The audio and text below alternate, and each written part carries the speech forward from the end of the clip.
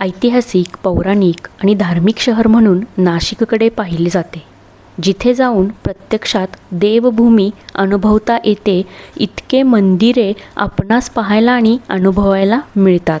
शेकडो वर्षांचे इतिहास आणि प्रत्यक्षात श्रीरामाचे आशीर्वाद लाभलेल्या नाशिक शहरात तब्बल 600 ते 700 वर्ष जुने इतके महादेवाचे असे एक मंदिर आहे, ज्या मंदिरात महादेव विना नंदीचेच विराजमान आहेत. वाक्य ऐकायला थोडेसे तोडके वाटले ना? वाटणारच, कारण आपण सर्वांना ठाऊक आहे, महादेवाचे मंदिर असले की नंदी असतोच असतो. पण याला अपवादात्मक मंदिर आहे पंचवटीमधील कपालेश्वर मंदिर.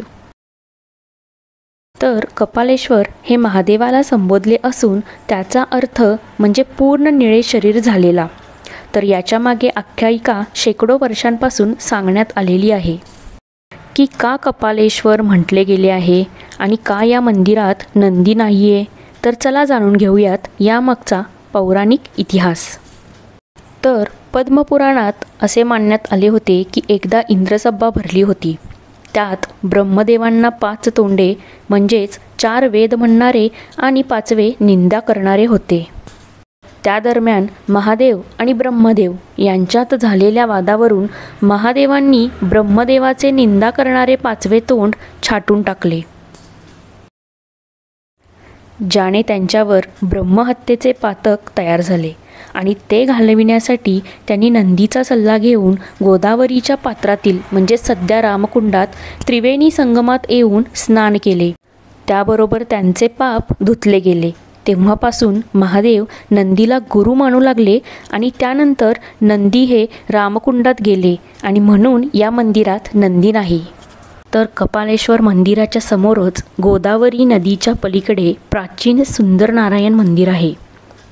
हरिहर भेट महोत्सवाच्या वेळी कपालेश्वर आणि सुंदर नारायण या दोन्ही मंदिरातून अनुक्रमे शंकर आणि विष्णू या दोघांचे मुखवटे गोदावरी नदीवर आणले जातात व त्यांची भेट घडवली जाते आणि तिथे त्यांच्यावर अभिषेक देखील करण्यात येतो.